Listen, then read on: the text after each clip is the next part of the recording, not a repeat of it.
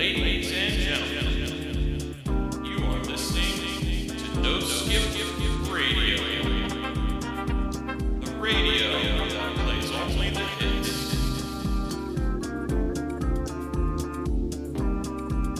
Your host, Dog Like Nate, here every week, talking about the best records all the time.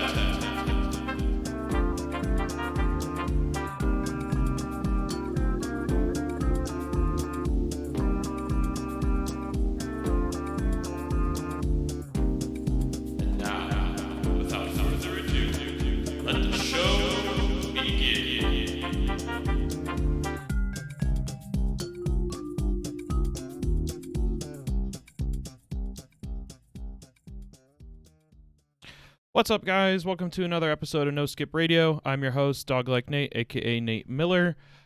This week, I'm really excited. We're getting our show officially launched. We've done a bunch of test shows, a bunch of planning. But yeah, now we are really just kind of diving in. So I'm really excited to get it started. So yeah, let's just get it going. You were listening to KNSR, No Skip Radio, playing only the best albums front to back. And I am your host and your favorite music nerd DJ, Dog Like Nate. So yeah, welcome to another episode. This week is special, like I said. It's our first episode. And, when I was thinking to myself of trying to plan this out, who I was going to bring on, there was nobody I could think of better for my first episode than my good friend, Daniel Botello. A very talented musician, a writer, a poet, an actor, and a bartender. He's truly a Renaissance man for the new millennium. When I asked him if he wanted to be on the show, I knew he would say yes, first of all. But also, I knew exactly which record he would pick, and he did not let me down. We are going to get into something that I know, a record that is very special to him, but also, I think, very special to a lot of people, which is the Bon Iver record For Emma Forever Ago, which came out in 2007. But before we get a little bit too much into that record, we got plenty of time to break that down. I want to introduce you to my friend and let you guys get to meet him. So without further ado, here is Daniel. Hello. Hey, buddy. Hello. How's it going? Good, man. How are you doing? I'm doing all right, man. We're hopefully turning the corner in a COVID world, but we'll see. Yeah, I mean, things are looking up better for sure. Things are starting to get moving again. Definitely thinking about back to like a year ago, the place that we were in. It feels good to be at least somewhat more secure in what the future is going to hold now. Yeah, definitely. It's weird to think because, today's the 11th. So in a week, it'll be a year since you and I got fired on the same day. Yeah, back then. But for the people who may not be familiar with you, if they hadn't listened to our previous podcast, 86 No Filter podcast, still available everywhere if you want to go check that out.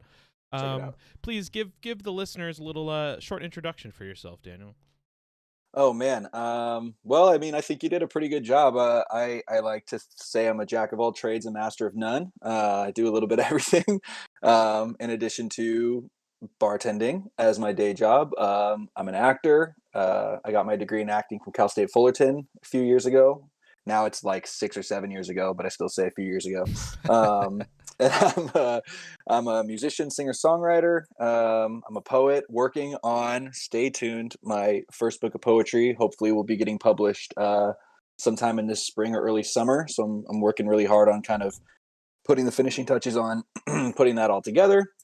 And then, I'm always writing something, whether it's a poem or a screenplay or a play or something. I'm always scribbling something down. But yeah, man, go check out 86 No Filter podcast. Yes, and I would definitely say if you are interested in poetry and or folk music, very heartfelt, sentimental writing, check out Daniel. He's honed his craft a lot in the short time that I've known him, which he's seriously been working on.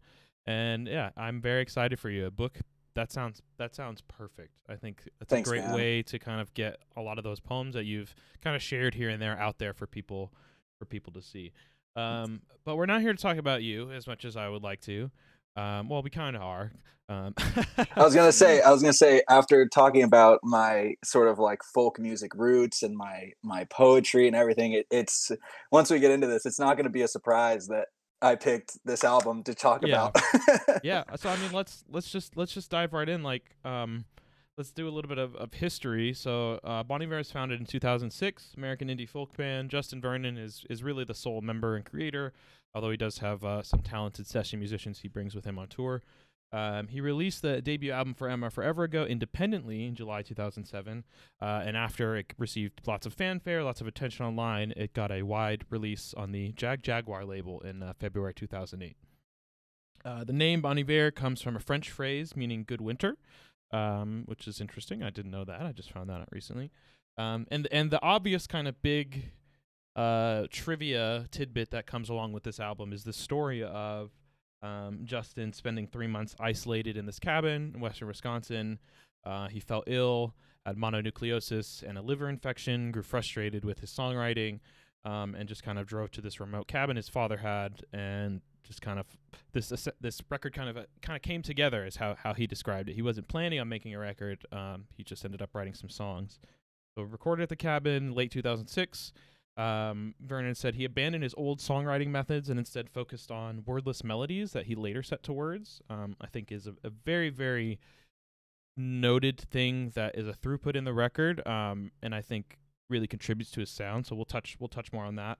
But the lyric subject matters include lost love and mediocrity. It's very much a in your feelings record. It's described as one of the greatest breakup records of all time.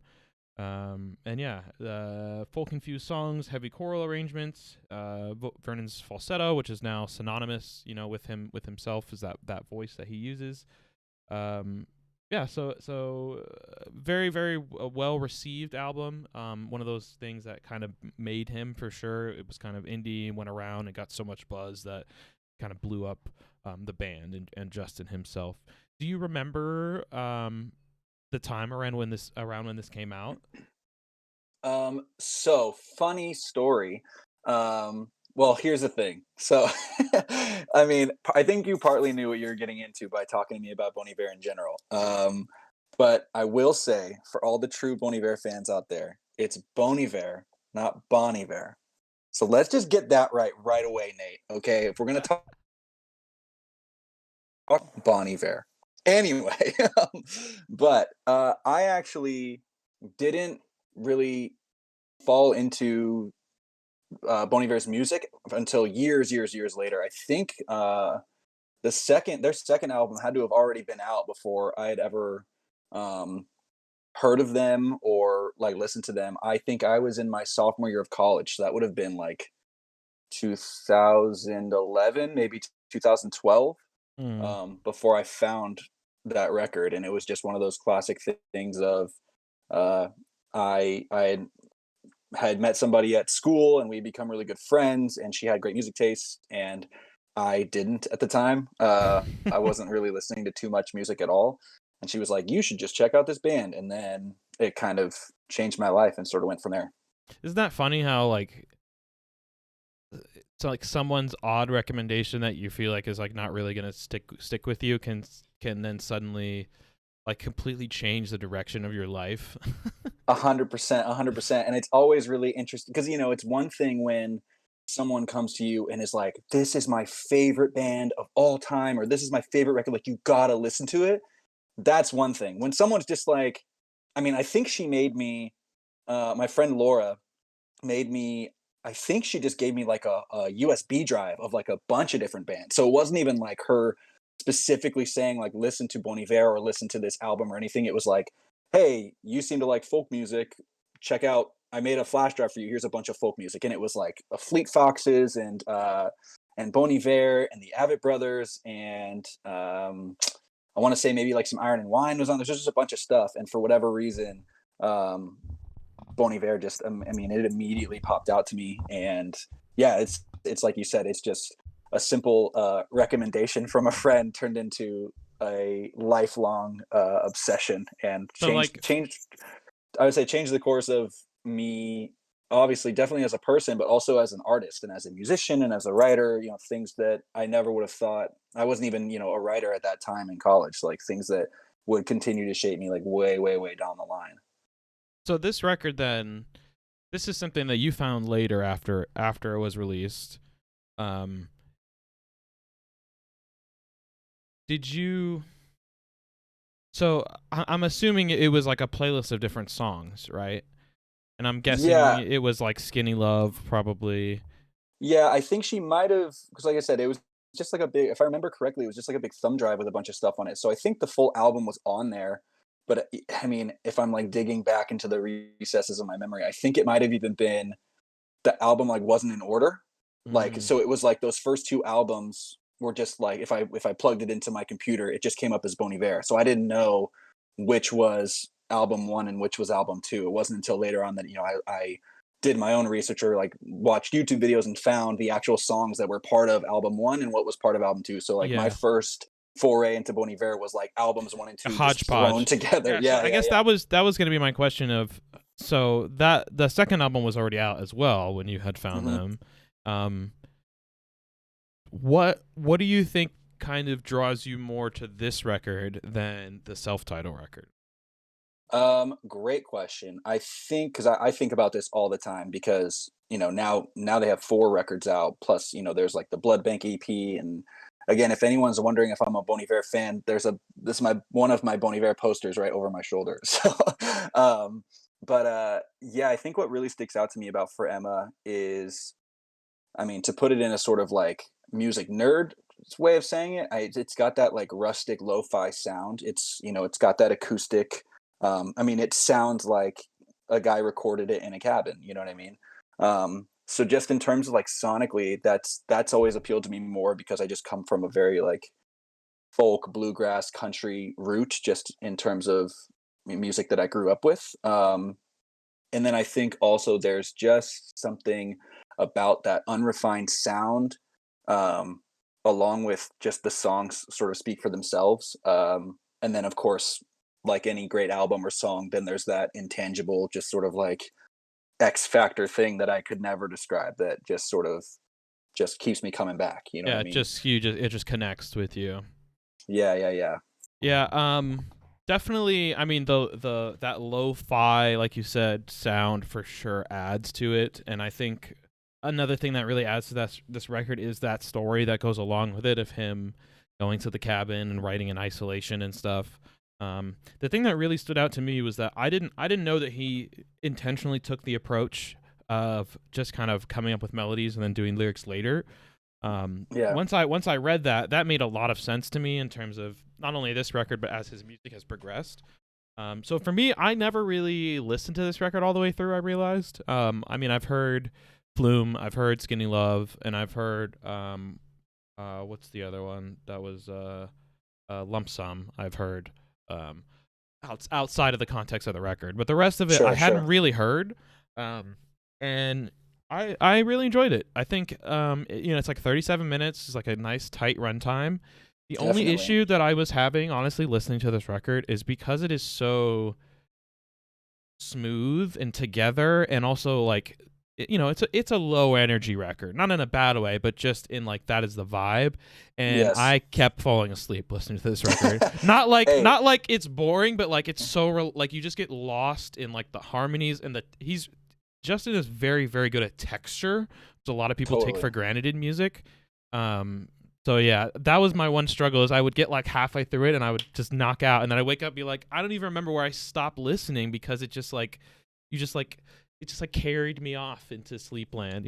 And yeah, man, absolutely. And I'll tell you what. First off, to this day, if I'm having trouble sleeping, you think I don't turn that on to help me go to sleep? I think it that totally makes sense. I think it totally works that way in a good way. Um, Also, though, I think that's sort of like you. I think you just put it really beautifully of like how you woke up and you didn't know where you had left off and where to begin again, and it sort of carried you away. I think that's what a lot of his music is meant to do. I think this album specifically is kind of meant to do that. And how, I mean, when you really look at it, there's not, to me, there doesn't seem to be a ton of variety either. Like sure there are songs that have different tones and tempos and rhythms and feels, to paint with a broad brush, but like it all sort of feels like you said, it's all very contained and cohesive, and that's really what I love about it too. Is like you just said, it sort of can just it sort of doesn't matter where you begin and end with it. And I think you touched on something that's like my favorite thing that I learned about this album and Bon Iver in general too is like you're talking about that different approach to songwriting in terms of like just creating melodies and then assigning lyrics to it later.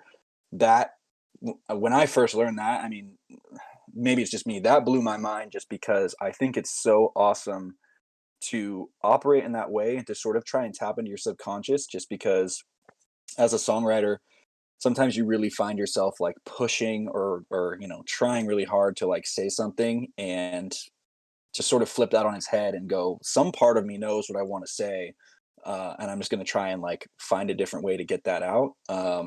Is awesome, and I think that's another reason why, like, along with the sonic sort of nature of the album, and then also lyrically, I mean, Bon Iver in general. Anytime I talk about Bon Iver to people, I'm like, 90% of the time, even if I showed you the lyrics, you'd still be like, "What the hell is this song about?" And I think that's to me that's just one of my favorite things about the music is it's not necessarily about understanding what the song's about. I think Justin Vernon is trying to just sort of like set the stage for you to sort of experience the song kind of in your own way and attribute your own kind of experience or perspective onto it. Yeah, definitely. I mean, I'm familiar with a lot of artists that kind of break the rules of songwriting, and while I don't, he's definitely not the first person to do that. Sure. When you create in that way, it is such a like because words have limitations to them, and like a really talented wordsmith can bend and twist words to their will. But for a lot of people, especially when you're starting writing, you kind of become slave to the words or slave to like what you want to say. So I Totally. think him being able to focus on the music and getting the melodies out and then allowing him then to ascribe words to the melodies afterwards, I think it one, it really suits his kind of stream of consciousness style, and especially within the context of this record. But two, it was clearly something that he latched onto because, in my opinion, every record after this, he has moved further and further into that space of more abstract stream of consciousness music, Yeah. which is hit and miss for me sometimes because I do value structure in some way. I feel like you have to have some structure in order to break it. But Yeah. regardless, the way that he's able to express his melodies is in my opinion unrivaled in that kind of folk sphere. And also too, it's one of those things is like Bon Iver is definitely folk, but it just barely fits into that, like, because folk is generally such a rigid genre. Yeah. It's similar to country in that way. Yeah, yeah, this is such an interesting record. It's very cool to hear him experimenting with breaking these kind of classic song structures apart. Um and then listening to the next record and hearing how he took that even to like another step further. Um but yeah, Yeah, so I let's definitely think I just think it's cool how you can I like bands in general where you can track the journey and you can see where they start laying in more of their influences and you can see where they're taking calculated risks and where they're taking uncalculated risks and like, really you really start to see them be like, maybe this is the music that I've wanted to make all along. But I think that's why another reason why I think I come back to this album is this one in particular is because it's the sort of genesis of everything, and it's cool to see you can trace everything back to something. And I think that's why I like another reason why I love this album so much is because I can go back, I can go to album 4 and trace it to 3 and trace it to 2, and everything kind of comes back to these 10 songs on this first album. Yeah, so let's dig a little bit deeper into the track list, right? So the first song is Flume. Where do you how do we feel about Flume? Well, in general, I mean, I'm a self-proclaimed like Bon Iver fanboy. So it's one of those things where I hear people say like, I love this artist, but then they changed, and I've said that before. But Bon Iver is the band that I have to call out my own hypocrisy on because like I am there. There's nothing they're ever gonna do that I'm not gonna like. So, but in terms of Flume, I really like this song for a lot of different reasons. I mean, I'm a lyric guy, so that's I'm always going to kind of come back to Bon Iver on that just because he, like we were talking about lyrically, he's operating in such a space that he's kind of using turning words on their head and making you look at things in a way that you've never heard this string of words, strung along together like that. Um, and so I think he kind of dives right into that with this song. Um, and I think he gives you a very, very clear, like this is just a great song to open this album with, because he gives you a really, really clear like environment of sound of like what you're going to be in for the next 10 songs, with like just that, like I said, like that rustic kind of unpolished creaky sound that now he's kind of come to be known by in certain ways. Yeah, I definitely think I agree. It's a great intro to the record. Gives you an idea of what you're getting. Um, Again, it's a little sparse for me. It does kind of kick in there a little bit. But this is the one. This is one of the records that I had heard a couple times before listening to the full album. And really, I one of the things that stands out to me is finding out that Flume, an electronic music producer, gets his name from this song, which is kind of cool. Yeah, Um, I didn't know that yeah, before talking to you. So, yeah, you should um, check him out if you. He's definitely, I can see the influence. It's a different style of music for sure, but I can see the influence. But I and got a great quote about this song that Justin said. After growing up in a Neil Young, Bob Dylan, Indigo Girls, John Prine, subjective songwriter kind of world, I finally realized I didn't have what they have, or I couldn't do it as well, or I wasn't exploring deep enough. The subconscious thing I figured out in Flume started giving me more meaning. When we play live, Flume is still the song I can get lost in the most. The images in that song are more mysterious, yet more visual to me. I attempted to build odd landscapes that you could exist in that had weird feelings but also cool sounding words.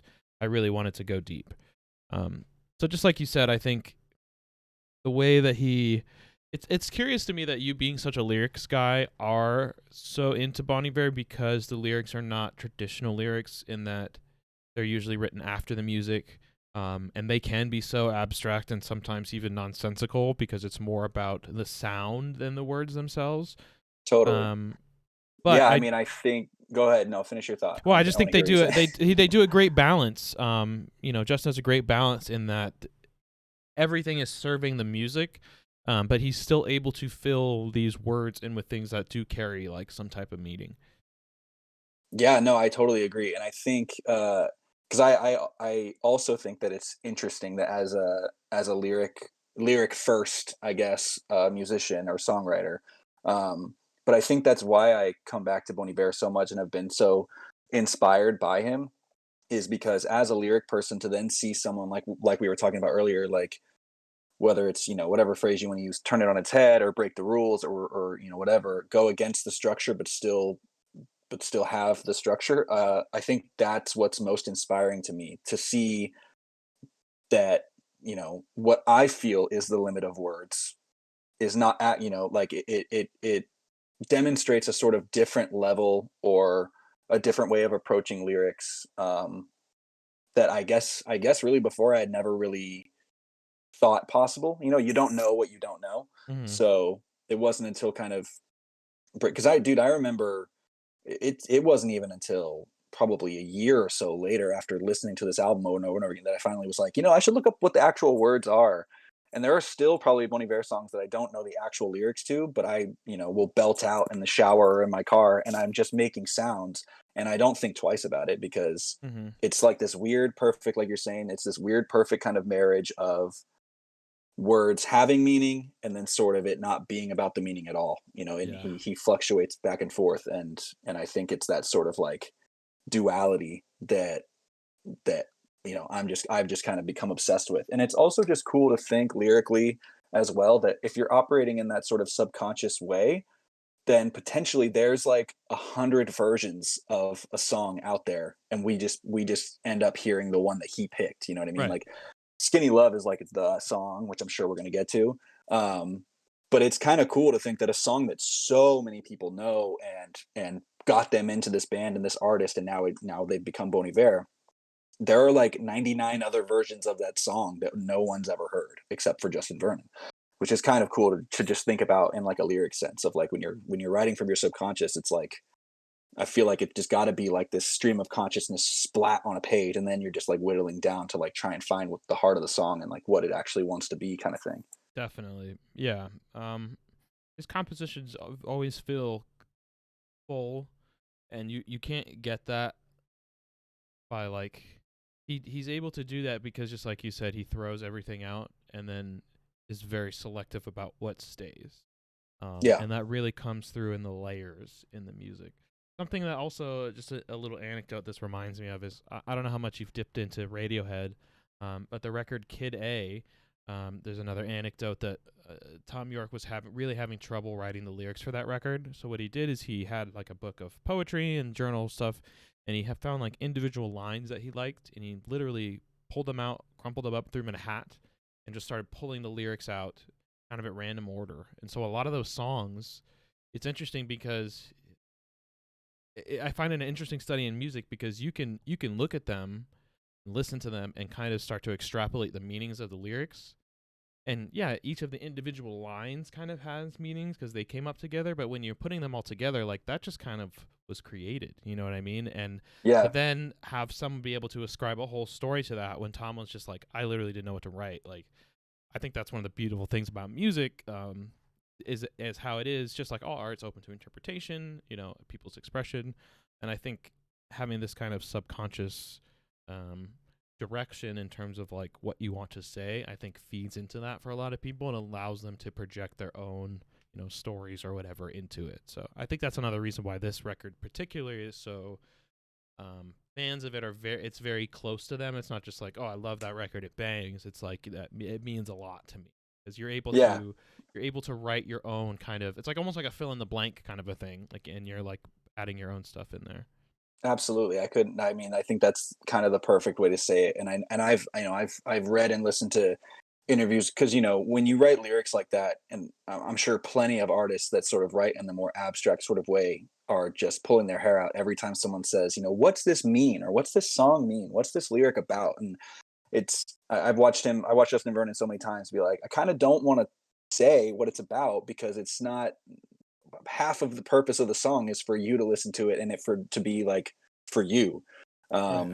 And I'm super thankful for that because if at any point with any Bon Iver song, if somehow he just came out and went like line by line and explained it, it would totally take the magic of it out. I mean, I think that's true for pretty much any musician in general because music is subjective and poetic in its own right. Very rarely. I would push back on that only because I think there is definitely musicians that benefit from the directness, and like it's just like he said in his quote, objective writers, like, when you have people like Neil Young and Bob Dylan writing songs about, specific events, specific people, places, right? Right. So I think it's not necessarily that all artists do that. It's like finding your own vein, right? It's just like I was, having a conversation the other day about Cardi B, not the greatest musician in the world, but what she does as a performer, she does very well. She makes songs, but when it goes on in the club, everyone loses their minds and it Yeah. works. So in Yeah. that same way, whereas like Bob Dylan could be writing, the song about the girl in the valley or whatever, or that's Neil Young, same thing. Just kidding. Don't come for me. I'm just kidding. I was gonna say you're gonna get Just destroyed. kidding. Just kidding. But in that same way, I think instead of trying to tell a specific story, evoke a specific time, and like characters, like you said, Justin, this is going for more the abstract of like, I want you to ascribe to it. So in some ways, I do Totally. like when some writers explain their methodology and stuff, but also, yes, there are some songs that like, I don't want you to tell me what that's about because I know what it's about. And that if you tell me what it's about and it's not what I think it is about, then it like ruins the song. Totally. And I think like that sort of, I mean, Bob Dylan, Neil Young, John Prine, that's sort of like in a lot of ways the very base level of, and not in a bad way, it's just sort of like the base level of folk music, like a lot of folk music is story songs, it's the ballad of so and so, and it's more just about, I mean, the same in a lot of ways that country music is. It's about telling the story, not necessarily about interpreting the story or leaving the story open to interpretation. So I guess like on that scale, everything's a wide spectrum. Um, so yeah, I think that's again, just to tell you all the reasons why I love Bon Iver and love this album is I think it has moments of that kind of pure classic folk in the lyrics that you can catch and understand. And then, it'll be like the next lyric after that can be the most abstract thing that you have to attribute to yourself, and it gives the song a whole sort of different meaning, and it means something different to everybody, you know.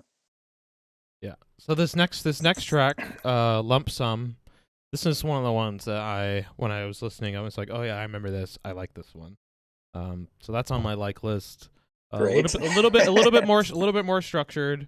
Yeah. Kind of. But yeah, that's one that I really like. Any tidbits from you?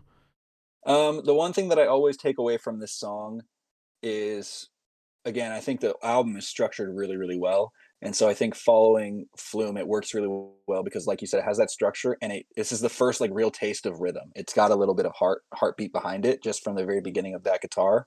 Um, and it's so that it's a nice palate cleanse from the sort of, you know, when you're diving into an album for the first time and the first song is Flume, you're kind of like, okay, I think I get it. So then to have Lump Sum kind of follow that is like, okay, I feel a little bit more comfortable in what I'm dealing with now. So I think it serves as a nice number two in that way. Yeah, the rhythm part is definitely, I think, is what stood out to me right away. But also, again, speaking in the way, like the beautiful way that this record is sequenced, the way that Flume just slides right into it, like it doesn't feel like, all right, cool, now it's a different record. It still feels a part of that same like atmosphere and like momentum. Yeah, definitely. Next, we have, the immeasurable, massive hit that is "Skinny Love." Um, Yeah, the first the single, monster. yeah, about a failed relationship. Uh, According to Genius, skinny love has two separate meanings. It can refer to a situation where two people love each other but are too shy to admit it or show it. It can also refer to an existing relationship in which there's no love or emotional fulfillment, but only a codependent need for affirmation. In this case, it's the latter, is what this contributor says. And I honestly agree with that. I think, again, this is one of those songs that like you kind of ascribe your own things to it. Definitely. But the lyrics are a little bit more, I don't want to say direct, but pointed, I would say. Um and I could maybe agree with you on that. it's not quite on the nose as much as it's like what we're talking about. Like it's not super abstract of like you have to wonder, but it's like right there in the middle. I don't know if that makes any sense. No, to me that makes total sense. But I will say that before it was a long time before I heard um, Justin Vernon kind of talk about Skinny Love and give it a little bit more of a fleshing out of what it's about. I think I definitely tend to fall into the camp of the former in terms of like it being more about, you know, this sort of idea of people not being able to express. But again, I mean, to attribute sort of your own meaning to it, that's the camp that I fall into in my life of like having, you know, like trying to express how I feel to people. So Mhm. that probably explains why I take it that way. Um, but yeah, I think regardless in terms of, and I think it kind of goes with what you're saying about it being pointed, but still very open enough. Um, I think the thing that's clear lyrically is it's definitely about a love that's unsustainable in some way. Um, and I think that that alone is like a really, I mean, that's just a subject that's just ripe for a great song. You know what I mean? Mhm. Um, but yeah, I think that's interesting that you were like, yeah, I agree, it's the latter, and I tend to still think that Skinny Love is like a really really romantic song, even knowing that yes, it does kind of tend to get pointed towards more of a um, things are going to come to an end soon um, sort of interpretation. Um, but I don't know. To me, lyrically, they're always still. It always felt a little bit more like things might be coming to an end soon, or there's a possibility of something else growing out of this sort of thing. You know what I mean? It still kind of feels like a love song with a lot of romance, as opposed to like a love song of like bittersweet reminiscence and like prepping for the end of something. You know? Hmm. That's interesting. Especially with this incredibly passionate performance that's on this song. I don't know. So many of them. I feel like it just screams gut wrenching, especially that chorus is like, Yeah, ugh, harmony is so definitely. good. I mean, I will say too. Uh, I mean, as again as a self proclaimed fanboy, um, if someone listening to this has never watched even just a YouTube video of him actually playing this live, I would highly encourage that.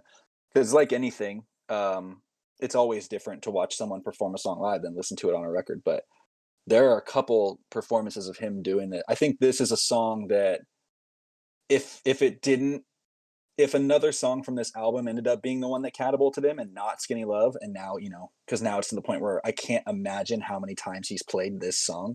Um, but I would imagine that this would potentially be one that I could see him getting the most lost in when he performs it live, just because it requires such a.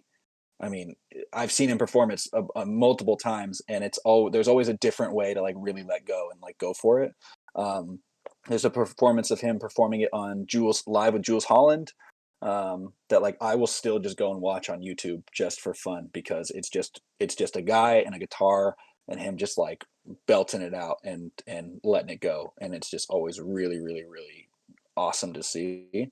But yeah, fortunately and unfortunately, this is like the song. So like I'm sure it's I'm sure it's his boots of Spanish leather, and that now he'll never get away from it, Yeah. unfortunately, you know what I mean? Yeah. I mean, aside from just being a fantastic song, that chorus is so catchy, and that's I think really what earwormed its way into people's heads, and that's why he'll never live it down, because Yeah. it's just so catchy, and it just like when you hear it, you're like, what is this? I want to hear more of this. And again, I think going back to like the construction and sequencing of the record, to start with Flume, then you get a little bit more of that structure, like you're saying, in Lump Sum. Skinny Love feels the most.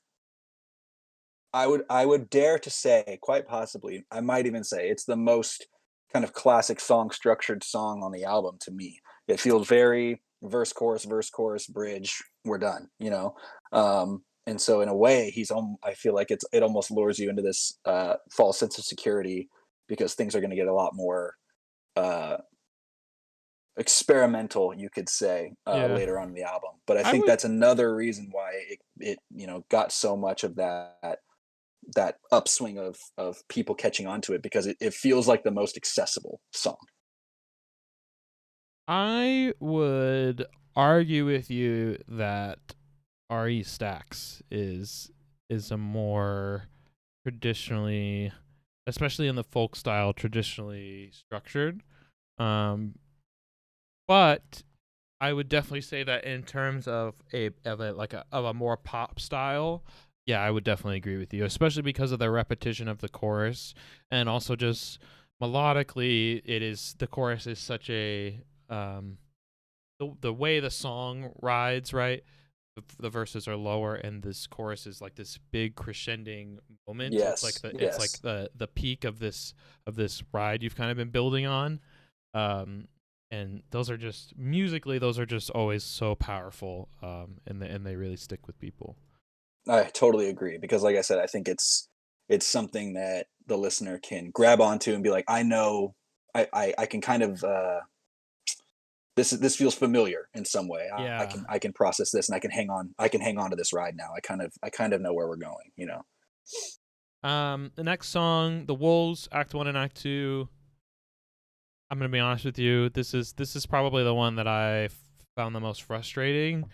I like it within the context of the record. It's fine, but this is where that kind of sameness that we talked about starts to be a little bit of a drawback for me. In that all the songs do feature this kind of similar theme, but they are different. But this is the one that kind of maybe it's just because I haven't lived with the record long enough. Like I only really listened to it intensely over like a week, you know. Sure. Um, Yeah, I've got like a what, like a 9-10 year head start on you. right? So Yeah, yeah. And I will be the first one to tell you that there's plenty of times that I have not liked a song, and then I've come back years later and I'm like, this is the best song in this record. What was I thinking? So it could just be like I'm not in the right time, but this one I was kind of like, eh. Um, where does this one land for you? uh I mean, I always kind of put Skinny Love in its own category, just because of just the nature of like what it's become. Um, but so then I would say that potentially this might be on good days, this is my favorite song on the album. I think I knew the you were gonna two. say that. I knew. That's why I started. That's why I started laughing as soon as you were like, "This one was really frustrating for me." I was like, "Of course it was." Um, no, I think the real two big things that it has going for it for me, and I totally I see and hear your point. But to me, it's just what I always kind of my two kind of things that I'm a sucker for is I absolutely love the lyrics from top to bottom, and then the melodies. I think I just love how he gets. I feel like this is maybe the first time where you can hear a hint of his like gospel and soul influence just in the melodies that he's singing. Because again, like guitar wise and music wise, there's not really a ton going on, and so I think first and foremost, it's just I absolutely love the lyrics of the song. Um, I love the subtle nature of it just in itself, and then obviously the build. Um, until it gets to this point where you're like, am I hearing trees falling down, or is he just like moving a chair across the floor? Like I can't tell. I can't tell what's happening in the background. But yeah, I don't know. There's one song later on that we'll get to that is usually my favorite, but this one is also really fun for me to play. That's the thing too. I I can play I think half the record in my own kind of like crappy guitar making it work for me way. Mhm. Um, so this is a song that I really enjoy playing live and singing. It's just like That makes a it's lot of just really sense. good. That Yeah, makes a lot of sense, especially as to why it's one of your favorites. yeah. But I get Uh, why it's not yours. like I said, maybe it'll grow on me. Blindsided. I like this one. This is another one of my. This is on my saved list. Yeah, this is a song for me that again I think it um I think I enjoy it for a lot of the similar reasons that I enjoy Lump Sum. It has that heartbeat to it. It has that movement to it. Um, but it's I don't know. I kind of go back and forth. There's no song on here that I really dislike necessarily, but Blindsided sometimes it's one of those things. I guess I would say this. It's one of those things where when I learned what it was kind of about, it changed a lot of the way that I see the song. Um, and part of me wishes I didn't know what it was about. But I mean, that's just sort of not that like now I can't sort of attribute my own thing to it. Um, but I to me it just kind of falls in a similar category to Lump Sum. But the things that really resonate with me about the album, there are other songs that I guess just do it more. I Yeah. guess you could say. Yeah, I mean, as you know, I'm a sucker for rhythm, so I really enjoy this one. That bass is just fantastic. And I also this is another one where I really like the build up to that bridge. Is great, and yeah, the chorus is I'm a big chorus guy, and that hooked me in, especially with Justin because so much of his stuff is abstract. That if there is something that I can kind of sink my teeth into, and it's like, okay, I understand this. I know where this is going. I'm like, okay. But yeah, I really like that one. Creature Fear, another one I put on my like list. I enjoy this one. This one's I'm not surprised that you like this one. This one makes a lot of sense to me that it would be up your alley. I'm assuming we can speak candidly on this podcast. yeah. So I would say I fucking love this song. um, it to me because it just has a little bit of everything that the album has. It's sort of to me this song is sort of the album in a microcosm.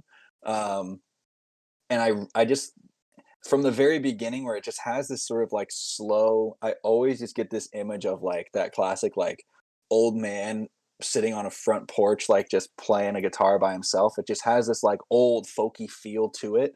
And then when that chorus comes in with the drums, it's almost like two songs in one. um, and that's just like very um, it resonates with me, and I always kind of go back to it. And again, I also have like the added advantage of like I've seen a lot of these songs played live multiple times, and I've seen them do like multiple sort of versions of it. and this song is just always fucking bonkers watching them play live. But yeah, I think I really enjoy this song because it feels like the album sort of wrapped up in a song of itself, because it has so many different sort of layers and things going on, and it's a really, really, really cool journey of a song to like go through and follow. Yeah, I would agree for sure. I hadn't thought about it that way, but yeah, this would be outside of the obvious Skinny Love. This would be like the perfect kind of like almost like a sampler of like what you're getting on the record. Yeah, yeah. And I like the fact too, in a way, I think I like that it doesn't really gradually build. It's sort of like verse is one thing, verse is like very folky, very, kind of like drowsy folk. And then this chorus is like, we're gonna hit you with some other shit real fast and then go Yeah, back. yeah, And so like writing the wave of a song obviously is always enjoyable, but when you're really going peaks and valleys and it's still cohesive and you can still totally stay along the journey for the whole, like there's just enough build in these like sharp changes that makes it easy to like hang on with and follow along. yeah. That's a great way to describe it. Yeah, Like I that's, said, I fucking love this song. yeah. I mean, good. Team is the next track. Our little instrumental whistling song. Yes. Again, I mean, talking about album structure and sequencing, it's to me, it's again, it's always very interesting that I like this album as much as I do because it has a song that is just, I mean, still, it's beautiful to listen to, obviously.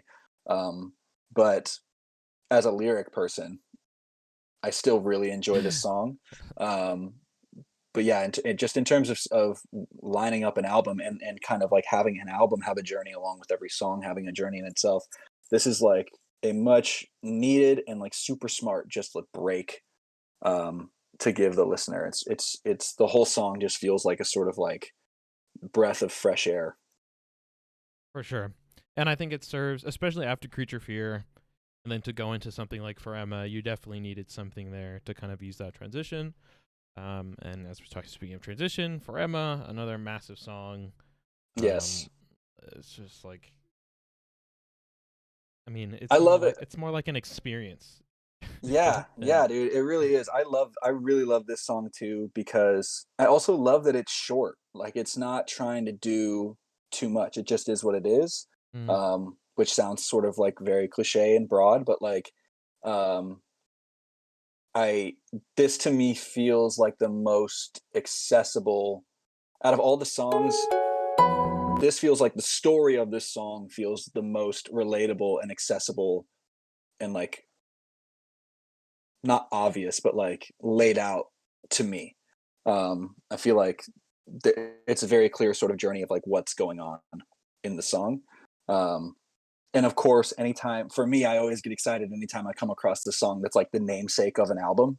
It's like, okay, you named your album this song's name, so I want to find out why that is. he said the Um, title. Exactly. Yeah, it's exactly that. Anytime that happens, I'm like, "Ooh, okay. Let's see." I mean, to use another Bon Iver, I mean, their third album, 22 a Million, um, it's I mean, the first song is 22 and the last song is a million. So like if I wasn't so attached to like listening to albums in order, I would have just gone first song, last song and like trying to get what all is happening there. Um, and so I think I really really love For Emma because it's a when you then look at the album as a whole, kind of take a step back and when you're done listening, you look at everything and then go back to this song. It feels like a really really really fitting. Not that it had, not like Creature Fear, where I would say that it has like sort of every aspect of the album inside of it. It's just more of this is to me like the real, real, real heart of the album. Yeah. Um, definitely. I think it's one of those things where like this is one of the songs that when you like peel back the layers, just like you said, it's the heart. Like it's not the heart worn on the sleeve. That's Skinny Love. But like when you get deeper Yeah, into that, like what is like what's the energy moving into Skinny Love? It's like it's this song. Yeah, and I think you just put that really interesting of like if Skinny Love is sort of the heart on the sleeve, but like when you as a person wear your heart on your sleeve, that's not necessarily what like your actual quote unquote heart. You know, that might not actually that's like when you wear your heart on your sleeve, that's like your Yeah. heart mixed with your adrenaline and everything Right. else. And You also know what what I you want mean? people to see too. Exactly, exactly. So yeah, if Skinny Love is sort of the album wearing its heart on the sleeve, for Emma is like the actual heart on the inside, I guess you could say. Yeah. So, then we get to the last track, which is like I already said, regarding Stax, my favorite. I This is just your think favorite? I think so. I think within the context of the record, um, of the way it just kind of brings everything right back around, and also it fits right in with the ethereal atmospheric stuff, but it has a little bit more of a structure to it, which again I think kind of helps it in the way that the album kind of plays out. I think it helps it kind of close that loop to be back together. Um, and I think not only because of that position, but also just the song itself, I really enjoy. Um, I like the chorus. Again, I'm a chorus guy. Yeah, Um, yeah. yeah, I just Yeah, think this is one of the ones that I immediately like. I like this. Like it just hit me right away. I couldn't agree more, and it's nice to know that your favorite is also my favorite. This is my favorite song on the album, for so many reasons. The least of which is again not the two things that I immediately run to, um, just lyrics and melody wise, and it's so subtle. It's such a great conclusion, but it also like fully stands alone on its own, just as a really great song. Um, and I think what you were saying about like how it's sort of bringing us back. The song kind of brings us back around full circle. But I think what it also does, which makes it such a perfect song to end the album on, is it brings you back full circle while also somehow at the same time leading into the future. You know what I mean? Or leading Yeah. into something coming next. It sort of wraps things up and turns the page at the same time.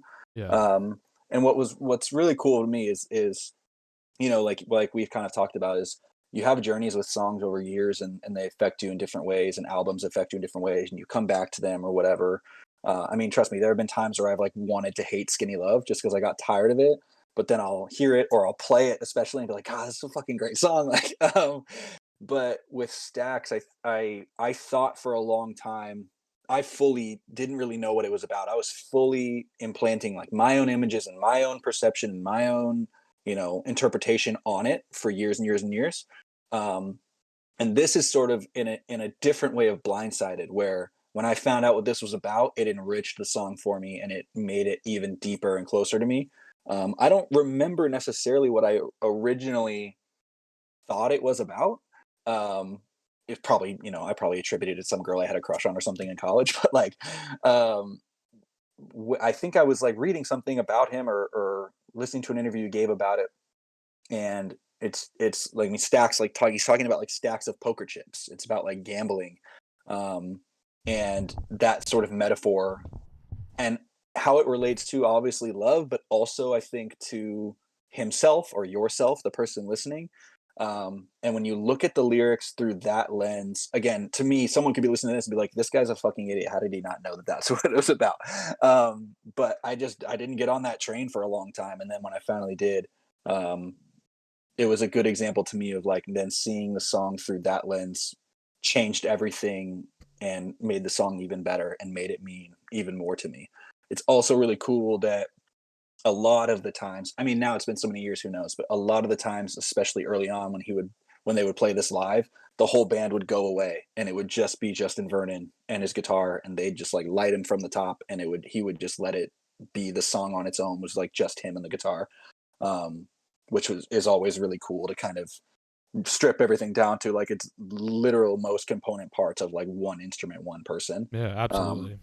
and I think that really goes to show how much the song means to him as well. Um, but yeah, I mean, I just think it's just a really, really completely well crafted, um, well written song that just does everything that it needs to do. There is one B side that I want to mention, Wisconsin, which is on a bunch of deluxe editions. A lot of people consider it the 10th track. How do you? I mean, I wouldn't, because I think Stacks is such a perfect ending.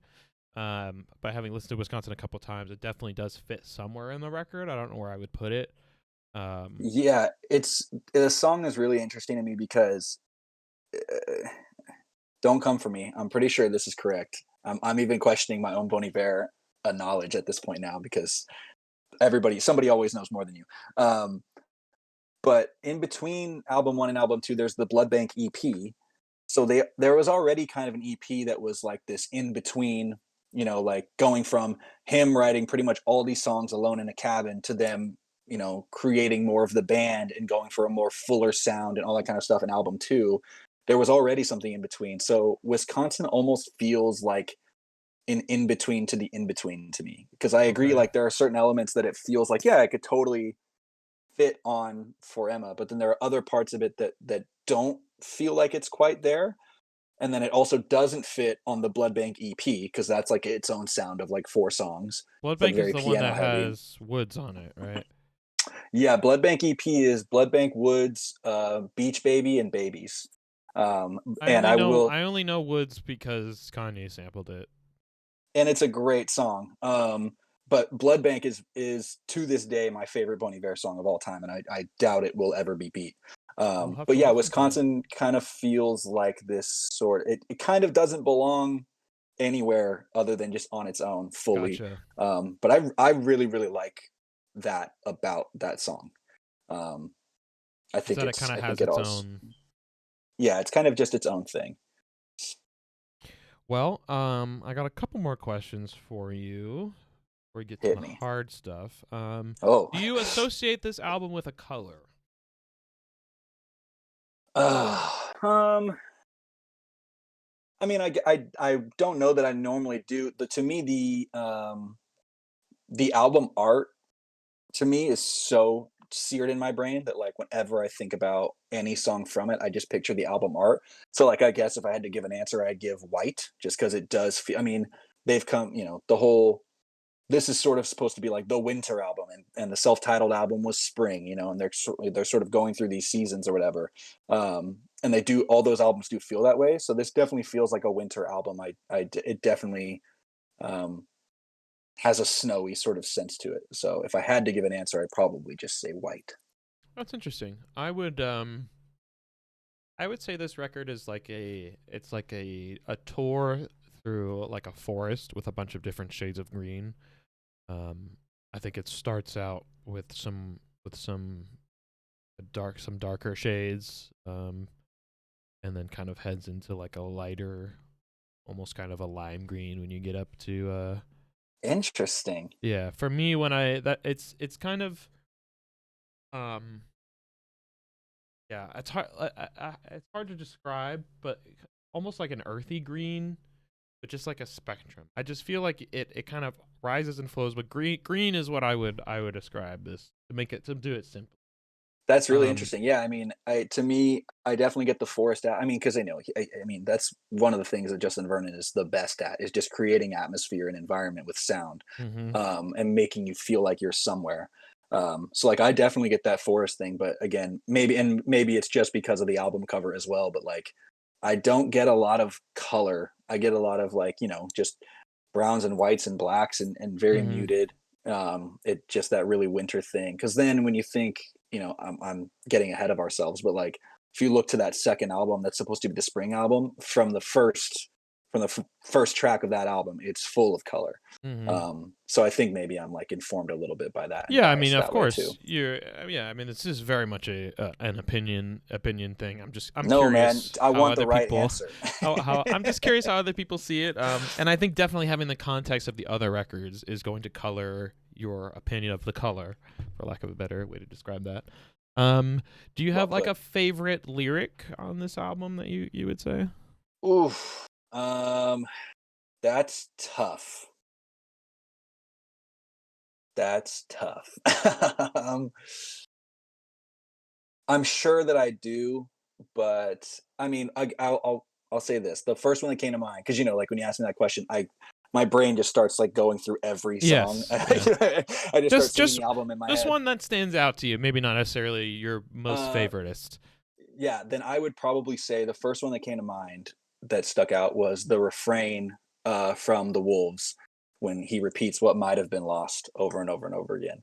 Um, that's again, it's a really fun song to play for me, and that line is just always sticks with me. I think about that line a lot. Does it have like a special meaning to you?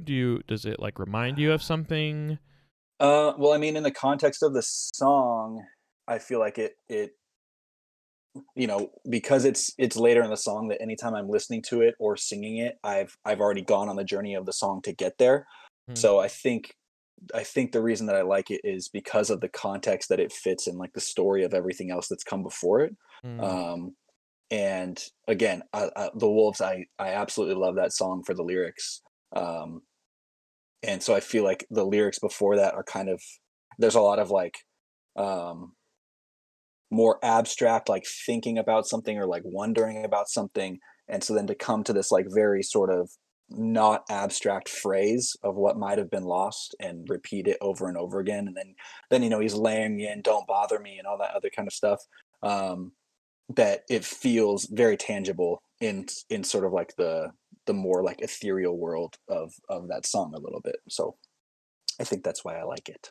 Yeah, that makes a lot of sense to me actually. Good. Um, so, so let's head towards wrapping this up. But first, what would you say are your top 3 tracks? um Stacks, the Wolves. Oh, and just for the sake of, because again, I just tend to put Skinny Love in its own category, so I'm not going to say Skinny Love. I would probably say For Emma Forever Ago. I would also say Stacks, and then I would say Blindsided and Lump Sum would be my list. Now here's the tough question. You have to cut one Okay. song. Oh, well, that's not actually that tough. Which song is I'm. it? I feel like I'm It going to cannot. take the easy. It can't be the interlude. That doesn't count. No, that's a song. No, That's it's a not. song. I'm cutting it. I'm cutting it. Uh, yeah, it's easy to cut a song when one song has no lyrics. Um, How dare if I you? couldn't, I was gonna say if I couldn't cut that song, It's just like such a um, cop out. I know, I know. I would, I would probably, if I had to cut one, I probably would cut. I'd probably cut Flume, Should have cut honestly. Skinny Love, you coward. No, I can't cut Skinny Thought Love, you were a man. real fan. That chorus is too catchy. I know, I know. Yeah, I would probably cut Flume just because I think it's a beautiful introduction to the song. I like that he takes the risk later on when things kind of get wacky. To do that on an opening track is pretty cool. Um, I think it's basically his way of saying like, hey, either you're gonna get in on this now, or you might as well stop listening. But I think the things that it does really really well are also done as well, if not better, in other Other tracks on the songs. album. Yeah, Yeah. for sure. That yeah, I'll give you that. For me it's the Wolves. How dare you? Pretty easy. It's too long. Just right in Well, the it's middle too of 2 long. great songs. Just, get rid of it. Just go Skinny Love right in the Blindsided and just chef's kiss. I disagree, but I'm that's just what I'm we do. just I'm just I'm That's what we just do.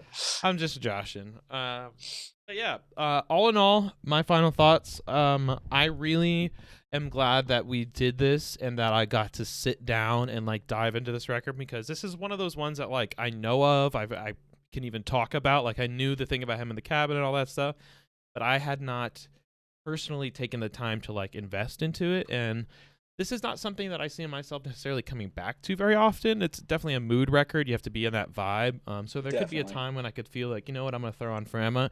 But I would definitely recommend this to anybody who's interested in Burnin' or Bon Iver, Bon Iver, Thank you. and kind of like feeling out kind of how they got to where they are now. So I want to ask you, somebody who watched the show, listened to this record, and they're like, man, I really like this. Outside of the very obvious, listen to the rest of Bon Iver records, is there something that you would, another artist, another album you would recommend them to listen to? Definitely. I would say, again, if we're talking about this record and not more current Bon Iver stuff, where it's sort of like it's a whole sort of different can of worms. Um, I would probably recommend early albums by Nathaniel Rateliff. I know he's become famous because of the Night Sweats and Son of a Bitch, and I love that band. I've seen him perform live many times, and he has a new album out of solo stuff. But his really early solo stuff, he has two albums called "In Memory of Loss" and "Falling Faster Than You Can Run." I think both of those albums have that really really nice kind of classic folk sound, beautiful, beautiful lyrics. It is a little bit more structured and contemporary folk than Justin Vernon. He likes to experiment and kind of get wacky sometimes. But if you really like a sort of rustic acoustic sound with just beautiful, beautiful lyrics and storytelling, I think Nathaniel Rateliff is one of the best songwriters right now in the world. And he deserves way, way, way more attention. So early albums by Nathaniel Rateliff, I would definitely recommend if you're a fan of For Emma. It's a glowing recommendation if I ever heard one. For me, I would say this is kind of a cop out. I break my own rules. I would say Big Red Machine, which is a side project that Justin did with Aaron Dessner, who was known for being in the National. It's definitely much more structured than this record or most things that Bon Iver does, but I do think that is still very experimental. Definitely. And a lot of that same kind of subconscious melody, um, abstract lyrics is all very present in these songs. And I just really like that record, and I want more people to listen to it. My other recommendation, which is I think actually kind of strange for this, I'm gonna say James Blake's has a record called "The Color in Everything."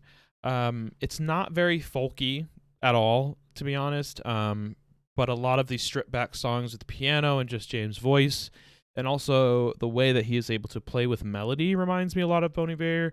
And also thematically, that is another record about love and losing love, but also yourself and finding yourself and stuff like that. And I when I think feeling wise of like, when you put your albums in categories of like, when I'm feeling like this, I like to listen to these records. Like I would put this Yeah, yeah. right in there with The Color of Everything of like, draw a nice hot bath, throw a candle on, put the record on, and just like stare at the ceiling, and Absolutely. Absolutely. definitely one of those. So I would say check either of those out. If you're I will interested. say I will say one more thing since you jogged my memory by saying Big Red Machine. Um, if I had to throw out one more recommendation really fast, just to see, because we've talked a lot about how For Emma was sort of the catalyst for what Bon Iver has now become. I would recommend you or anyone else to go listen to the band De Armand Edison, which was Justin Vernon's band that he was in North Carolina before he The had the falling pre out. And yeah, it's before Interesting. For Emma. It's very very kind of classic folk, rustic, a little bit of bluegrass. There's a lot of banjo. There's a lot of mandolin. It's like he's singing still in his chest voice. The falsetto did not exist yet, and they're really, really kind of classic, nice folky tunes to listen to. But also really cool to you can see the little, The little, little tiny progression, yeah, bits. the Yeah, you can ideas kind of see shining through the cracks. totally, Yeah, totally. I mean that's So awesome to be able to see that magic happening. absolutely, yeah. So I would recommend that. I think they have two albums. I'm trying to think. Silent Signs is, I think it's like a 6 or 7 song album that's like on Spotify and stuff. So I would definitely recommend go listening to that if you want to kind of see where Bon Iver was before he was Bon Iver. Yeah, well, this was awesome. We're gonna start wrapping this show up. Is there anything that we missed? Any tidbits you really want to cover before we kind of get out of here? No, man, I think we hit all the really fun trivia that I like about the album. Like we've mentioned here and there. I think along with the music and everything, the other thing that I just love so much about this album that I think a lot of people do is that mythos, that sort of weird mythology of the cabin and him being alone and he didn't mean to write. Like I just love that story behind it as well. But yeah, no, I think we hit all the really fun trivia about the songs and everything in general. So I'm happy. Yeah, yeah. I mean, I agree. This was I'm really glad that we did this, like I said, because there's a lot of information out there as well, and I know this is a very beloved record, so this was a lot of fun. Thank you so much for being a part of the show. You know, we'd love Thanks to for having me. have you back. You know, there's 3 other Bon Iver records we I can was talk about. gonna say. I was like, yeah, man, let's talk about them. But yeah, before I kind of wrap you out of here, I'd love, you know, if there's anything else you want to plug, anything you want to say to the people watching at home. I mean, I don't really have anything to plug yet. Hopefully, there's a lot of stuff kind of coming up on the horizon. Hopefully, my poetry book will be out in a couple months. But if you want to kind of follow along the journey, the only really social media I really do anything on is Instagram. So I'm just at Daniel_Botello. If you want to follow me on that. Yeah, make sure you guys check Daniel out, especially, like I said, if you're into poetry, you're into folk music, you know, good-looking actor types. All right. But seriously, Daniel's a very talented guy. I'm really excited to have him here. And yeah, so next week we are going to be doing another episode. We've got a guest coming in. I'm not gonna say who the guest is yet. It's like, don't but say. I am gonna say that we're gonna be listening to a KEHLANI record. So if you're interested in listening to the record, following with the show, make sure you follow our social media. You can find us at No Skip Radio, or you can follow me at Dog Like Nate. That's Twitter, Instagram, Facebook, Snapchat, Tumblr, Zanga, all that stuff. MySpace. Yeah, exactly. So make sure you come, you know, check us out there, give us a follow, give us a shout. If you're interested in being on the show, reach out to me. I'm always looking for guests, anybody who's interested in talking music. But yeah, thank you so much for hanging out, everybody. We're going to wrap this thing up here. And yeah, we'll see everybody next time. Thanks for coming.